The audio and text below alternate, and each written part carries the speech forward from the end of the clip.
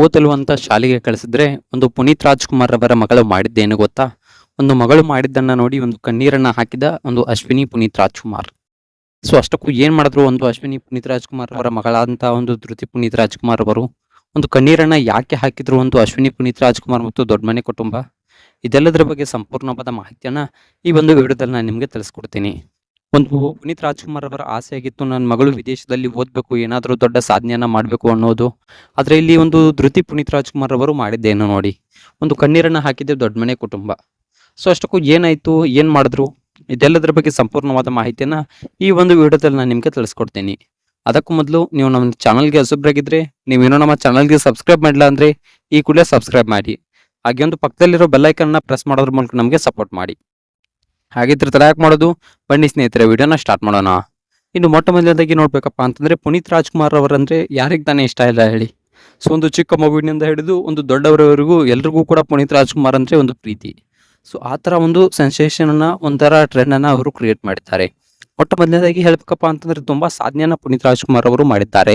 So ದಾನ ಧರ್ಮಗಳನ್ನ ಮಾಡಿದ್ದಾರೆ. So ಯಾರ ಕೈಗೂ ನಿಲುಕದ ಒಂದು ಸ್ಥಾನದಲ್ಲಿ, ಅಂದ್ರೆ ದೇವರ ಸ್ಥಾನದಲ್ಲಿ ಇಂದಿಗೂ ಕೂಡ ಪುನೀತ್ ರಾಜ್ಕುಮಾರ್ ಅವರು ಇದ್ದಾರೆ. ಸೊ ತುಂಬಾನೇ ಒಂದು ಖುಷಿ ಆಗುತ್ತೆ, ಒಬ್ಬ ವ್ಯಕ್ತಿ ಈ ತರ ಎಲ್ಲ ಬೆಳೆದಿದ್ದಾರೆ ಅಂದ್ರೆ. ಸೊ ಯಾಕಪ್ಪ ಅಂತಂದ್ರೆ ಇಷ್ಟೊಂದು ದೊಡ್ಡ ಮಟ್ಟಿಗೆ ಬೆಳೆಯೋದು ಅದು ಸುಲಭದ ಮಾತಲ್ಲ. ಸೊ ಒಂದು ದಾನ ಧರ್ಮಗಳನ್ನ ಮಾಡ್ತಾ ಅದನ್ನ ತನ್ನ ಮನೆಯವರಿಗೂ ಗೊತ್ತಿಲ್ಲದಂತೆ ಒಂದು ನಿಭಾಯಿಸೋದು ಇದೆಯಲ್ಲ, ಸೊ ಅದು ಅಷ್ಟೊಂದು ಸುಲಭದ ಮಾತಲ್ಲ. ಯಾಕಂದ್ರೆ ಇಂದಿಗೂ ದಾನ ಧರ್ಮವನ್ನ ಹಲವಾರು ಜನರು ಮಾಡ್ತಾರೆ, ಆದ್ರೆ ಒಂದು ತನ್ನ ಫ್ಯಾಮಿಲಿಗೆ ಗೊತ್ತಿಲ್ಲ. ಸೊ ಆ ರೀತಿಯಲ್ಲಿ ದಾನ ಧರ್ಮಗಳನ್ನ ಮಾಡೋರು ನಮಗೆ ಇಂದಿನ ಕಾಲದಲ್ಲಿ 100ಕ್ಕೆ 100ರಷ್ಟು ಎಲ್ಲೂ ಕೂಡ ಸಿಗುವುದಿಲ್ಲ.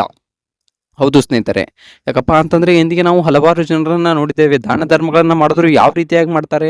ಸೊ ಒಂದು 10 ರೂಪಾಯಿ ದಾನ ಮಾಡಿದ್ರೆ ಒಂದು 20 ರೂಪಾಯಿ ಪ್ರಚಾರಣೆ ಅದರಲ್ಲಿ ಇರುತ್ತೆ. ಸೊ ಅಂತಹ ಒಂದು ದಾನ ಧರ್ಮಗಳು, ಸೊ ಒಂದು ಯಾವ್ದಾದ್ರು ಒಂದು ಅದರಿಂದ ಒಂದು ಉದ್ದೇಶ ಇರೋದ್ರಿಂದನೇ ದಾನ ಧರ್ಮಗಳನ್ನ ಮಾಡೋಕೆ ಸ್ಟಾರ್ಟ್ ಮಾಡ್ತಾರೆ.